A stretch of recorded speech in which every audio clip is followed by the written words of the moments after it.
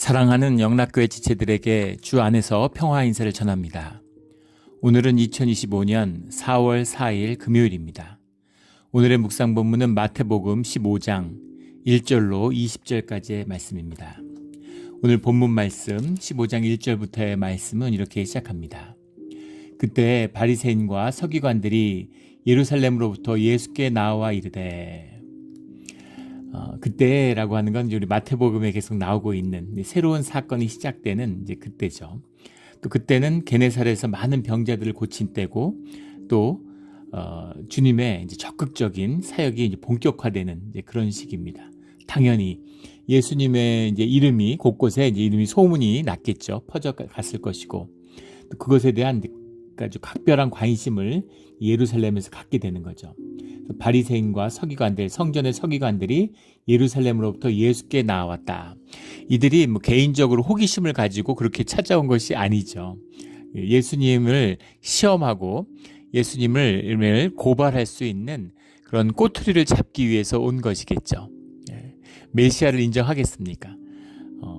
근데 바리새인과 서기관들이 내려온 거예요. 또 이들은 이제 율법의 전문가들이니까, 또 성경의 구약 성경의 전문가들이니까 그들을 이제 보낸 거죠. 물론 이 이면에는 그런 두려움이 있었어요. 갈릴리에서는 여러 가지 반란들이 있었습니다. 그래서 예수님이 태어나기 전에도 큰 반란이 있어서 수천 명이 십자가에 죽는 비극적인 그런 그 반란들이 일어나는 거죠. 갈릴리는 팔레스타인에서도 이제 외곽 지역입니다. 그리고 유대 지역의 유대 전통에서도 완전히 소외된 곳이죠. 그러니까 도심에서 달동네 같은 거 생각하시면 돼요. 무시당하고 천대받는 사람들, 가난한 땅입니다. 그러니까 자꾸 이제 반발이 일어나는 거죠. 반발이 일어나는데 이곳에는 로마 군대가 없지만 반발이 일어나면 로마 군대가 들어오고, 로마 군대가 오면 기본적으로 갈릴리만 박살나는 게 아니라 팔레스타인 통치 자체가 흔들리게 되는 거죠. 그러니까 갈릴리를 다 예의주시하고 있는데 그곳에 예수님이 나타났고, 예수님을 메시아라고 고백하고 이제 기다리던 메시아가 왔다, 이렇게 생각하는 사람들이 점점 많아지고 있으니까 굉장한 두려움을 느꼈겠죠. 또 호기심도 있었겠죠. 우리가 기다렸던 진짜 메시아인가? 아마 이런 호기심도 있었겠죠. 그래서 예수님께 나오는 겁니다. 2절에 당신의 제자들이 어찌하여 장로들의 전통을 범하나이까? 떡 먹을 때 손을 씻지 아니하나이다. 이들이 와서 시비를 거는데 떡 먹을 때 손을 씻지 않았다라고 시비를 거는 겁니다. 떡 먹을 때 손을 씻어야 된다고 하는 레위기의 율법, 신명기의 율법 이런 데 없죠. 그런데 이것을 장로들의 전통을 범했다, 이렇게 얘기하는 겁니다. 전통이라는 게 파라도시스라는 말인데, 파라디도미라는 말이 원형이죠. 파라와 디도미, 디도미가 주다라는 말이니까 파라가 넘겨주는 거죠. 파라처치 하는 이 파라가 이제 여기서 영어로 온 거예요. 파라와 디도미가 붙어서 이제 넘겨준, 전해준 이런 거니까 전통을 범하나이까. 장로들의 전통이 뭐냐, 사람의 유전, 이런 말로도 나오고, 사람의 전통 이렇게도 성경에 나오는데, 이 전통이 있는 거죠. 전통이 있는데 그 전통을 구전의 율법, 그러니까 법이 있으면 법을 전용하는 관례법, 관습법, 문화, 전통 이런 게 있잖아요. 이것을 집대성에서 기록한 것이 우리가 지금도 남아있는 탈무드죠. 탈무드라는 게 광범위하고 서로 일치할 수가 없겠죠. 구전이니까. 그래서 바벨론 탈무드, 예루살렘 탈무드 이런 게 유명합니다. 우리가 흔히 보게 되는 탈무드는 예루살렘 탈무드거나 바벨론 탈무드가 대부분이죠. 그런데 그 탈무드 안에서도 이제 그 법 규정을 짓는, 하지 마라, 하면 된다, 안 된다, 이런 걸 다루는 걸 이제 할라카라고 부릅니다. 할라카라는 게 이제 울타리 이런 얘기죠. 이제 범위를 정한다, 규정을 짓는다, 이런 말이겠죠. 할라카라 그러고, 탈무드의 또 대부분의 이야기는 이제 교훈적인 이야기예요. 사건들, 예화들, 이런 겁니다. 그래서 이런 일이 있었는데, 랍비가 있었는데, 이 마을에 이런 사건이 났는데, 이런 이야기를 쭉 정하는 이야기를 학가다라고 하죠. 할라카와 학가다로 이루어져 있는 탈무드예요. 그 탈무드가 있고, 그 다음에 그 탈무드가 전하는 구전 율법의 세칙들, 그러니까 법이 있으면 법에 적용하는, 어디나 그렇잖아요. 법이 있고 법을 적용하다 보면 법이라는 것을 뭐 일일이 세세하게 다 적을 수 없으니까 법의 큰 뜻을 정해놓고 법의 테두리를 정해놓고 그 밑에 구체적인 사건이 있으면 이 법에는 이렇게 만들어진 거다, 이 법은 이렇게 적용되는 거다라는 법의 구체적인 세칙을 적죠. 그걸 미슈나라고 합니다. 미슈나가 중요한 거죠. 예. 율법의 세칙들이 있고 그걸 실제적으로 법으로 작용하는 건 이제 미슈나로 받아들이는 거죠.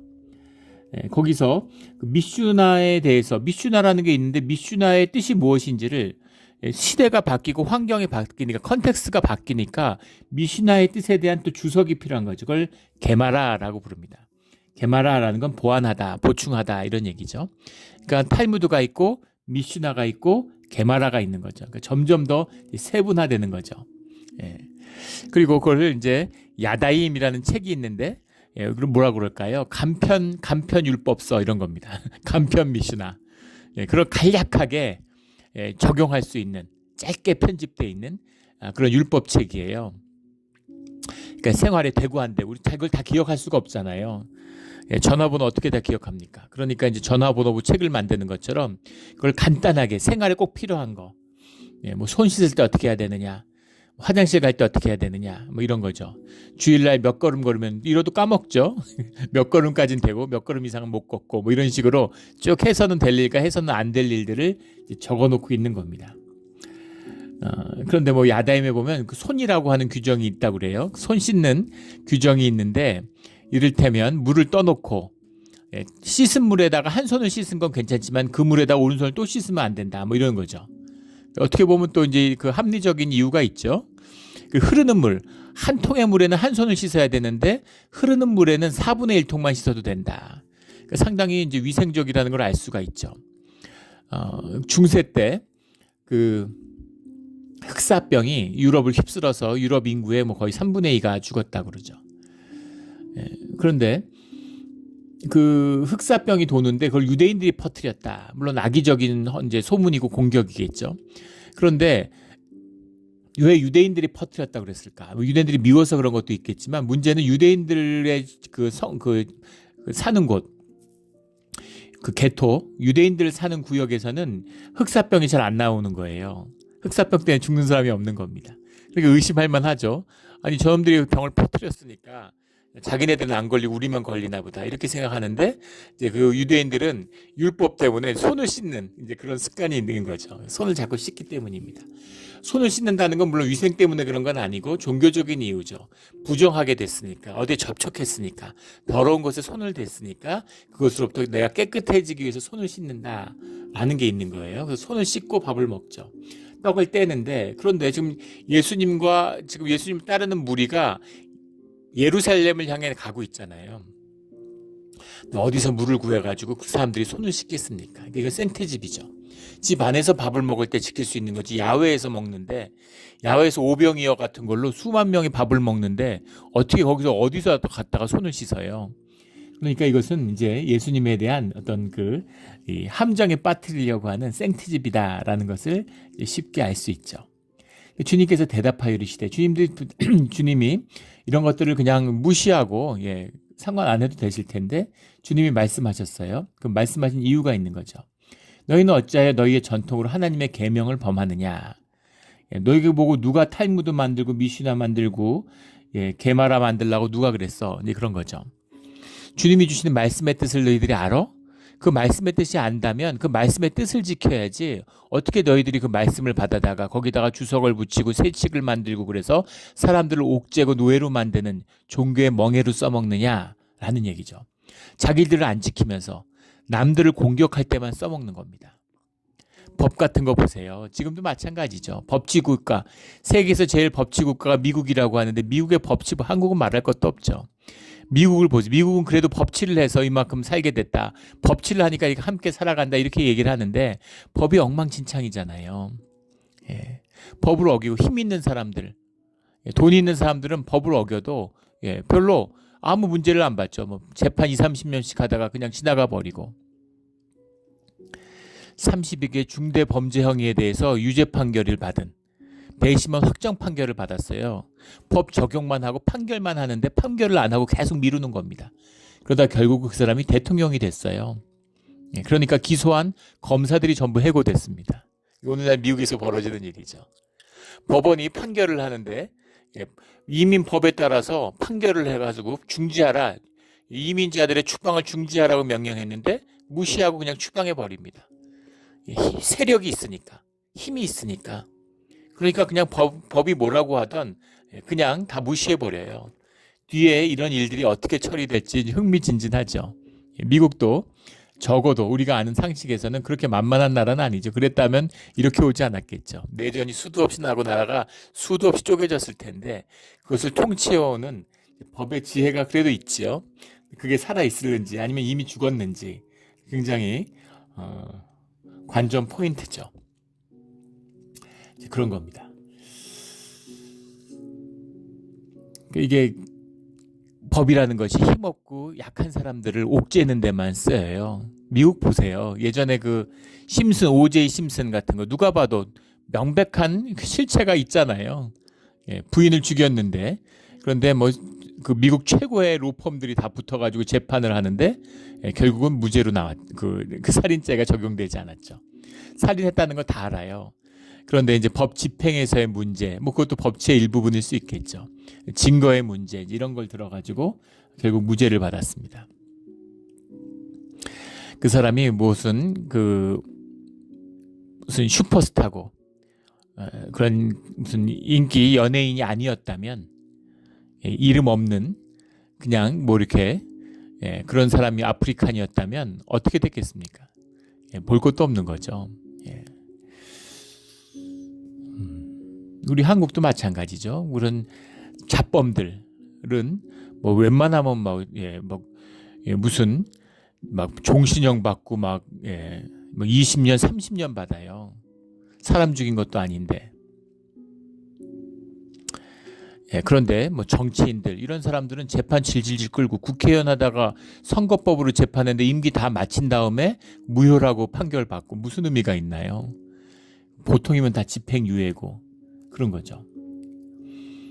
다 불구속으로 수사하고 그런 겁니다. 똑같은 거죠. 인간들이 사는 시대는 어느 시대나 똑같아요. 율법을 잔뜩 만들어서 사람들을 억압하고 사람들을 노예로 멍에를 씌우는 데 써먹는 겁니다.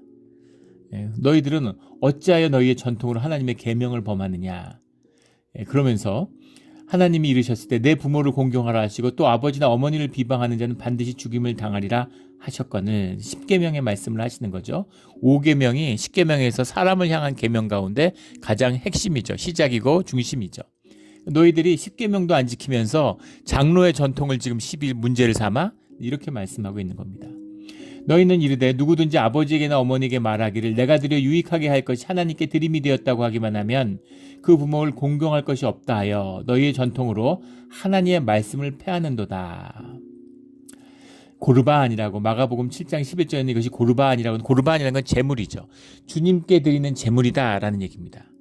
주님께 드리는 제물, 제사의 제물이 가장 우선순위다라는 걸 알잖아요. 그러니까 부모를 공경해야 돼. 부모가 먹을 것이 없어. 부모님께 먹을 걸 드려야 되는데 이거는 지금 제사로 하나님께 드릴 건데요. 이러면 하나님이 1순위니까 밀리는 거죠. 근데 하나님께 드리면 하나님이 먹나요? 하나님이 가져가나요?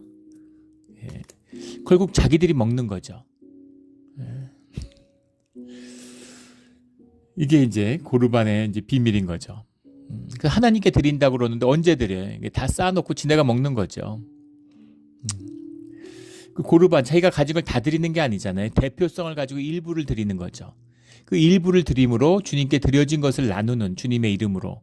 그게 고르반인데 고르반이라고 그러고는 형제와 부모와 나누지 않는 거예요. 부모와 나누지 않는데 누구와 나누겠습니까? 이런 단절. 이걸 하나님의 이름으로 한다는 거지. 마귀의 짓이죠. 주님이 절대 용서하지 않는. 나쁜 짓 할 수 있어요. 죄 지을 수 있습니다. 우리를 죄악된 세상 가운데 보내셨는데 우리가 죄 안 짓기를 기대하고 보내셨을까요? 죄 가운데 살고 죄인으로 사는 겁니다. 어머니의 태에서 날 때부터 죄인이에요. 죄인으로 잉태됐어요. 죄 가운데 잉태됐습니다. 그런데 주님이 죄를 문제 삼지 않아요. 죄에서 돌이키면 되는 거예요. 주님이 죄를 용서해 주시면 되는 거예요. 그런데 하나님의 이름으로 죄를 짓는 것, 이거는 용서받을 수 없는 거죠. 하나님의 이름을 더럽혀서 하나님이 열받아서 그러는 게 아니라 하나님의 권능으로 하나님의 이름으로 죄사함을 받는 건데, 하나님을 패하는데, 성령을 거역하는데 무슨 죄사함이 있으며 무슨 하나님으로부터 하나님께 돌아가는 거잖아요. 하나님이 없는데 어디로 돌아갑니까? 그러니까 이것은 용서받을 수 없는 죄가 되는 것이죠. 근데 그런 짓을 하는 겁니다. 그러니까 하나님의 임재와 하나님의 뜻을 받지 않으려고. 왜 하나님의 뜻을 받지 않을까요? 내 뜻대로 해야 되기 때문인 거예요. 내 마음대로 해요. 내 뜻대로 해요. 이단이 개인화되는 시대에 이단이 교단화되고 이단이 교회화되는 게 아니라 이단이 이제 개인화됐어요. 개개인이 다 율법주의자고 개개인이 다 신학자입니다. 내 마음에 안 들면 다 이단이라고 공격하는 거예요. 내 마음대로 하는 겁니다. 교회 안 다녀요. 예배를 안 드려요. 그런데 뭐 내가 믿음 좋고 신앙 좋아서 교회 안 다닌다. 교회가 더러워서 내가 교회를 안 간다고 큰 소리 뻥뻥 치는 사회가 된 거죠. 이단의 개인화. 그런 시대를 살고 있습니다. 그래서 교회 안 다니는 신실한 사람들이 넘쳐나요. 그런 거죠.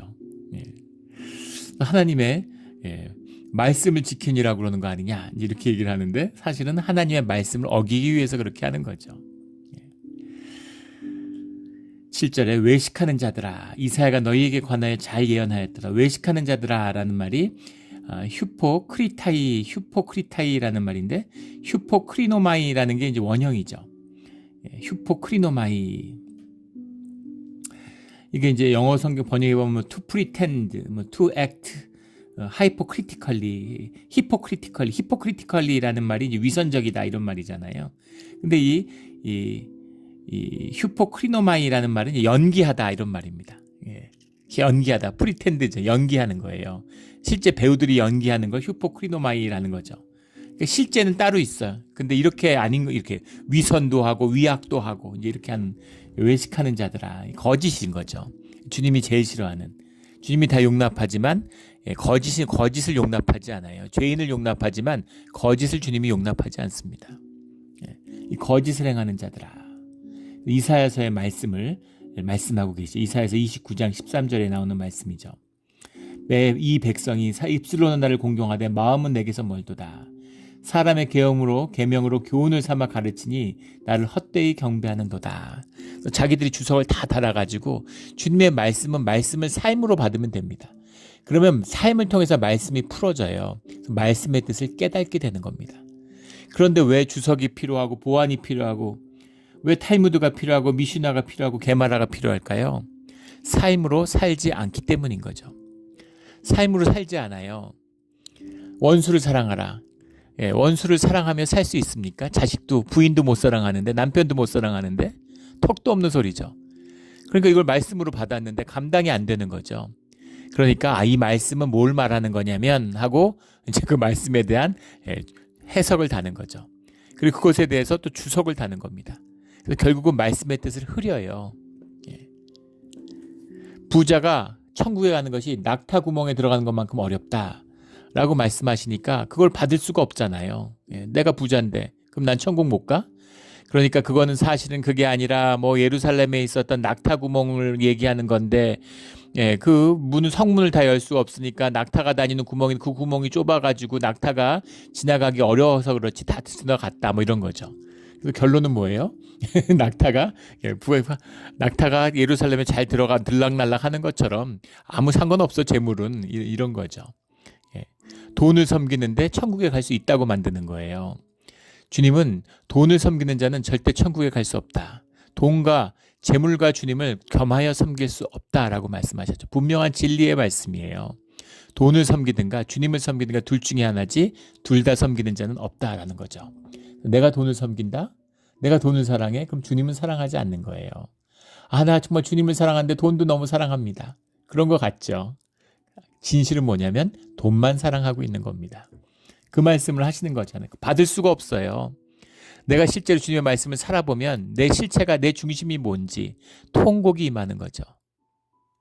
나는 주님을 사랑하지 않는구나. 나는 돈을 사랑하는구나. 나는 내 배가 부르고 내가 사는 것 때문에 나를 위해서 눈물을 흘리는 자구나. 나에게서 나오는 게 선한 것이 아무것도 없구나. 내가 죄인 중에 괴수구나. 그걸 만나는 사람은 누구도 정죄하지 않습니다. 주님의 정죄함을 받지 않은 그 기쁨과 감사로 살게 되는 거죠. 주님을 만난 자는 주님의 말씀을 만난 거예요. 주님의 말씀을 만났다는 것은 내 삶의 진실을 만났다는 겁니다. 그러면 한없이 진실하고 소탈한 삶을 살아가게 돼요. 그런데 말씀을 만나지 않으니까, 삶으로 만나지 않으니까, 그러니까 온갖 신학과 주석과 보안과 법과 율법과 전통이 난무하는 것이죠. 이게 종교예요. 이게 종교입니다. 종교 생활이에요. 그래서 교회 다니면서 성경 공부하고 율법 공부하면은 그러면은 뭐 완전히 이제 활개치고 막 율법의 권세가 생기는 거죠. 그래서 교회에서 큰 소리 치고 뭐 이러는 거예요. 그 우리 베이지역인 한 목사님이 교회에 갔던 새로 부임해서 갔는데 성경 공부를 하는데 거기 한 권사님이 나오셔서 목사님은 신학 박사학위가 없지만 나는 신학 박사학위가 있다고 그러시더래요. 그래서 목사님이 나한테 배워야 된다고. 그럼 목사 뭐하러 불렀으니까 본인이 목회하지. 예, 종교가 썩어 문드러지지 세상이잖아요. 교회마다 신학교 세우고 신학원 신학교 세우고 뭐 뻑하면 목사들이 전부 다 무슨 교단이고 다 총회장이고 뭐 신학교 총장이고 다 박사고 무허가 교육부에 신고도 되지 않은 교육위원회 신고도 되지 않은 무허가 학교들을 막 세워가지고 예전에 뉴욕에서 있을 때 보면은 그 한인타운에 가정집들이 있는데 다 조그만 집들이죠. 근데 거의 한 집 걸로 하나씩 교회고 신학교입니다. 교회가 있으면 신학교가 다 있어요. 다 목사고 뭐 당회장 목사고 총장이고 뭐 무슨 총회장이고 뭐 난리예요. 그런 데서 막 또 학위를 남발하는 거죠. 그래가지고 뭐 너도 나도 다 신학 박사학위 받고.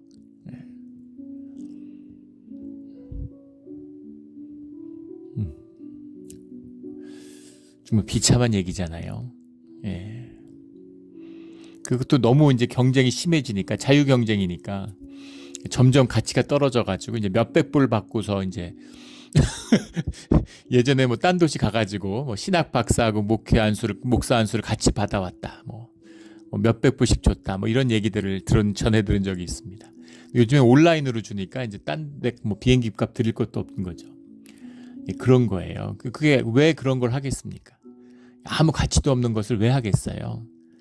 세상에 어디도 통하지 않는데 교회에 와서 행세하는데 통하는 거죠. 신학 박사라고. 그런 세상을 살고 있습니다. 이게 이 시대의 모습이죠. 예수님 때나 우리 때나 마찬가지인 겁니다. 그래서 와가지고 예수님을 시험하려고 주님이 말씀의 주인님이 오셨는데 말씀을 증거하시는데 전혀 들리지 않는 거죠. 귀가 막혔으니까. 내 얘기밖에 안 들리는 거죠. 내 소리밖에 안 들리는 겁니다. 사실은 내 소리를 듣고 있다고 생각할 수도 있겠지만 진실은 마귀의 소리를 듣고 있는 거죠. 외식하는 연기하는 자들, 꾸미는 자들, 세상에 주님 섬기고 주님 없이는 못 살 것처럼 떠벌리지만은 사실은 주님이 없어야만 살 수 있는 사람들인 거죠. 이게 종교의 모습입니다. 10절에 무리를 불러 이르시되, 중요한 말씀이니까 그 무리들에게 듣고 깨달으라 가르쳐 주시는 거죠. 입으로 들어가는 것이 사람을 더럽게 하는 것이 아니라 11절 말씀에 입에서 나오는 그것이 사람을 더럽게 하는 것이니라. 이렇게 말씀을 하니까 이에 제자들이 나와 이르되 바리새인들이 이 말씀을 듣고 걸림이 된 줄 아시나이까. 그러니까 제자들은 두려운 거죠. 갈릴리에 있는 촌사람들인데 예루살렘에서 청교 일치 사회잖아요. 거기 그 사회에 주류 종교인들인 사실은 사두개인들이 주류고 바리새인은 비주류인데 바리새인들이 하도 극성 맞으니까 그 분위기를 잡고 있는 거예요. 뭐 종교의 열정으로 뭐 쥐락펴락 하는 겁니다, 세상을. 근데 예루살렘에서 바리새인들과 서기관들이 함께 내려왔는데 한 마음이 돼서 서기관들은 다 사두개인들이겠죠. 사두개인과 바리새인들이 마음이 맞아가지고 늘 악한 일을 할 때는 악의 지네끼리 싸우다가 악한 일을 할 때는 하나가 되는 거예요. 이게 악의 속성입니다. 그들이 내려와가지고 주님을 시험하는데 주님이 개의치 않으세요. 그러니까 두려운 거죠. 주님 괜찮은 게 있겠습니까? 저 사람들을 저렇게 보내도 되겠습니까?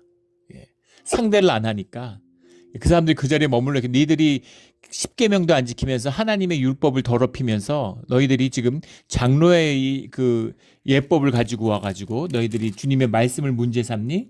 이렇게 얘기를 하니까 아마 이 사람들도 발끈했겠죠. 예. 그 사람들 현상적으로 보면은 무슨 신학 공부를 했어요. 뭐 랍비입니까? 뭡니까? 목수 출신인데 그리고 외모도 뭐 이런 옷차림이나 이런 것도 뭐 볼품 없었겠죠. 예수님을 이제 우습게 보는 거죠. 그래서 완전히 누르려고 그러는데 전혀 눌리지 않죠. 진실을 말하니까 그리고 사람들은 또 예수님을 따르니까 그 분위기에서 뭐 자기들이 어떻게 할 수도 없고 이러니까 이제 욱해서 벌컥해서 울컥해가지고 떠났을 거 아니겠어요? 그러니까 저렇게 보내도 됩니까, 주님? 그러면 큰일 날 텐데요. 이렇게 얘기하고 있는 거예요. 14절에 그냥 둬라. 이렇게 주님이 말씀하시죠. 주님 말씀하시면 주님의 말씀대로 하면 되는 거죠. 그냥 둬라. 이렇게 주님이 말씀하는 거예요. 예. 아페테 아우토스라는 말인데 아페테라는 게 아포하고 히에미라는 말이 붙어 히에미라는 게 고 간다. 보내다 이런 말이죠. 아포라는 게 이제 접두어 무슨 from 이런 거죠. let go 이런 겁니다. 아페테라는 게 아우토스라는 게 이제 그들이잖아요. them. 그러니까 let them go 이런 거예요. 그냥 가게 둬 이런 거죠. 야 그냥 가라고 그래. 맹인이 되어 맹인을 인도하는 자로다. 그들은 만일 맹인이 맹인을 인도하면 둘이 다 구멍에 빠지리라. 아무것도 보지 못하는 자들, 현상만 보는 자들, 본질을 보지 못하는 자들, 눈을 떴지만 맹인들인 거죠. 영적으로는 맹인들인 겁니다. 이게 종교인이에요. 베드로가 이 비유가 우리에게 무엇인지를 다시 좀 더 풀어주십시오. 그러니까 주님이 또 풀어주세요. 입에서 나오는 것들은 마음에서 나오는 것이니 말이 입이잖아요. 그래서 말을 들어보면 인격을 알 수 있어요. 말이 인격입니다. 주님의 인격을 우리가 주님의 말씀을 통해 만나잖아요. 우리가 말로 이야기하면서 교제함으로 인격이 만나게 되죠. 그래서 말이 그 사람을 더럽게 한다. 안에 있는 더러운 게 나오는 거니까. 또 말에는 입술의 권세가 있죠. 그 말이 나를 묶어요. 왜냐하면 영이 말에 태워져 있기 때문에 영과 영이 교류하는 거기 때문에 그렇습니다. 인격과 인격이 만나면 좋은 곳으로 인격이 흘러가게 되죠. 생각과 생각이 만나면 나쁜 생각으로 흘러갑니다. 그래서 정치는 점점점 나빠지죠. 동서고금을 막론하고 어느 시대 어느 역사에서나 정치는 늘 점점 악화돼요. 점점 나빠집니다. 막 민주화되면 사회가 좋아질 줄 알았는데 사회가 화목하고 하나 될 줄 알았는데 점점 더 분열하고 점점 더 싸움이 심해지고 점점 더 정치인들의 입술은 더러워지고 왜 그럴까요? 생각과 생각이 만나기 때문인 거죠. 그런데 마음속에서 더러운 게 나오니까 그 말로 인해서 또다시 사람이 더러워지는 거죠. 이 말의 저주를 모르는 사람들이 욕도 하고 나쁜 말을 하는 겁니다. 비방하는 거예요. 그게 자기에게 굴레가 되고 자기를 묶는다는 것. 우리 예전에 말씀에 대한 영에 대한 이런 거 레위기하고 그럴 때 많이 나눴었죠. 내게서 나간 것은 내게 돌아옵니다. 우리가 물리적인 시공 안에 살고 있기 때문에 이 물리적인 시공 안에 시간이 걸릴 뿐이지 내게서 나간 건 내게 돌아와요. 내가 퍼부은 저주는 결국 나에게 돌아오게 돼 있습니다. 그걸 아는 사람은 욕을 안 해요. 입술을 더럽히지 않습니다. 내가 하는 말이 내 자식의 인생을 망친다고 생각하면 누가 그런 짓을 하겠습니까? 맹인이기 때문인 거죠. 귀머거리기 때문인 겁니다. 19절에 마음에서 나오는 것은 악한 생각과 살인과 간음과 음란과 도둑질과 거짓 증언과 비방이니 이런 것들이 사람을 더럽게 하는 것이요 씻지 않은 손으로 먹는 것은 사람을 더럽게 하지 못하느니라. 이렇게 말씀하고 계시는 거죠.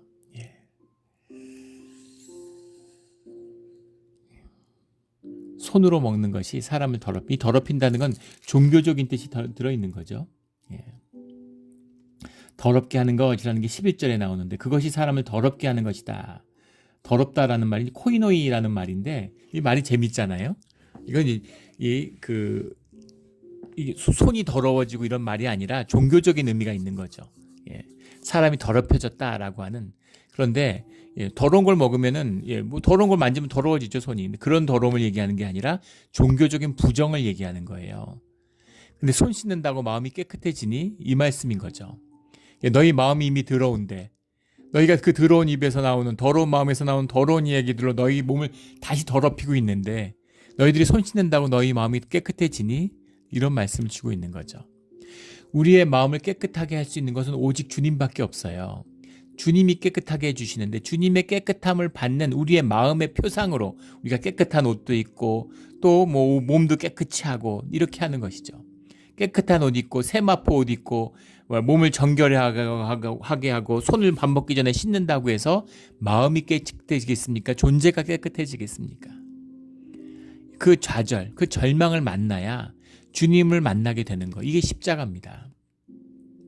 근데 더럽게 하는 것이라는 말이 코이노이라는 말입니다. 코이노이, 코이노스라는 게 원형이죠. 코이노스라는 말이 쉐어드, 나눈다라는 말이에요. 우리 잘 알잖아요. 코이노니아. 우리 신약의 핵심적인 단어인 코이노니아, 교회죠. 교회의 핵심이 코이노니아잖아요. 근데 코이노니아가 더럽게 하는 것이라고? 신기하죠? 서로 나누고 서로 손이 타고 서로 만나게 되니까 더러워지는 것인데 주님 안에서 같이 만나게 되면 주님 안에서 깨끗하게 돼서 주님의 이름으로 만나게 되면 그것이 주님이 되는 주님의 몸된 교회를 이루는 핵심이 되는 거예요. 코이노니아나 코이노스 기가 막힌 말씀입니다. 그냥 인간들끼리 모이면 더러운 거예요. 더러운 게 더러운끼리 모이니까 얼마나 더럽겠습니까? 더러워요. 그런데 주님 안에서 그 더러움이 주님을 만나면 깨끗해지는 겁니다. 주님 앞에서 더러운 게 나눠지면 그것이 정결함이 돼요.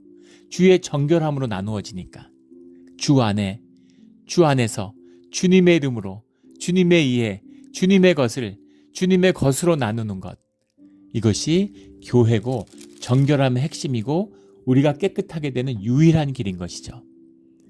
더럽게 하는 것이 깨끗하게 하는 것으로 바뀌는 겁니다.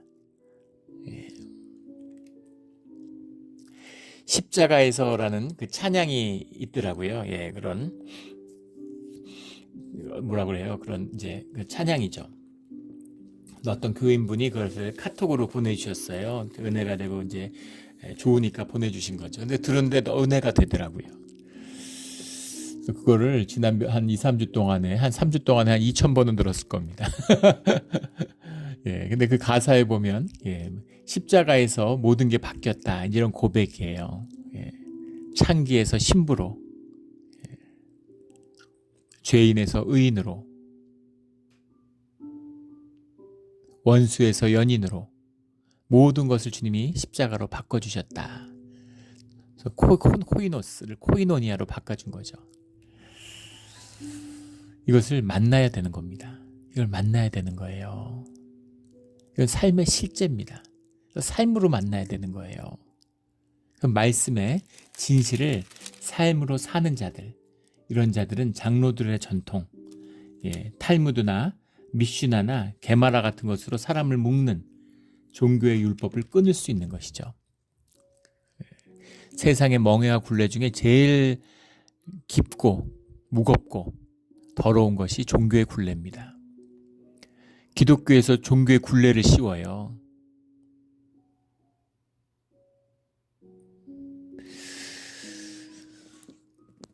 예전에 고등학생인데 교회 유스그룹 학생인데 한 여학생하고 이제 좋아서 여자친구를 이제 잘 사귀다가 다른 여자친구가 좋아진 거죠. 그러니까 얘가 이제 마음이 괴로운 거예요. 그래서 막 마음이 힘든 겁니다. 그래서 상담을 해요. 와서. 그래서 그래도 되냐고. 그래서 제가 웃었죠. 애는 심각한데 네가 무슨 결혼을 했니, 언약을 맺었니, 무슨 애를 낳니, 그걸 못 만날 이유가 도대체 뭐냐고.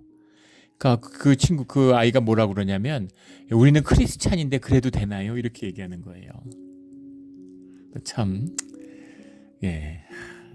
착잡했습니다.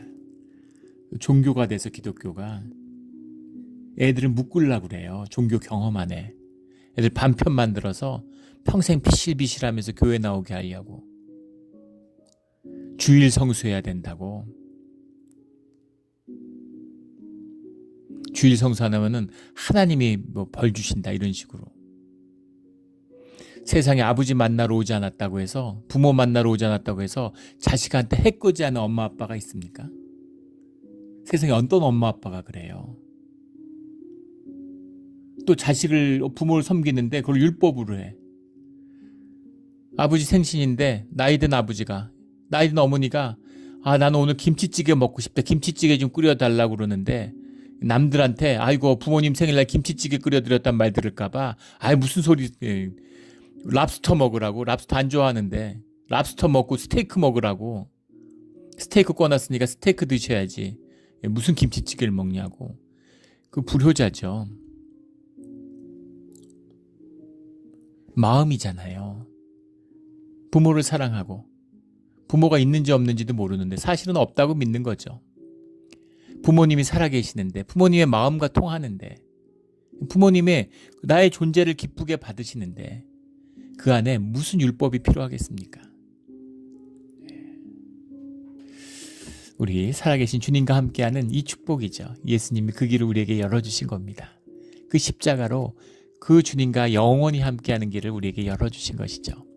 그것을 우리한테 회복하는, 우리가 혈육으로 살기 때문에, 죄 가운데 살기 때문에 자꾸 주님을 흐릿해져요. 영이 어두워져요. 눈이 멀어갑니다. 그래서 그걸 돌이키라고 우리에게 사순절을 주시는 거예요.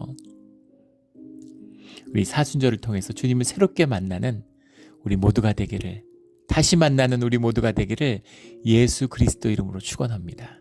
아멘. 기도드리겠습니다. 하나님 아버지 감사합니다. 오늘 말씀을 들으면서 정말 가슴이 아픕니다. 주님 앞에 나와 있는 이 서기관들과 바리새인이 우리였음을 보게 됩니다. 주님, 살아계신 주님의 말씀을 만남으로 주님과 마음이 통하는, 주님과 하나 되는 진짜 신앙, 진짜 믿음을 살기를 소원합니다. 주님, 주의 길로 인도하여 주시고 우리의 모든 거짓을 무너뜨려 주시고 불태워 주시고 끊어 주시옵소서. 오직 주님으로만 기뻐하는 충만한 삶을 살게 하여 주시옵소서. 감사하며 예수 그리스도 이름으로 기도드렸습니다. 아멘.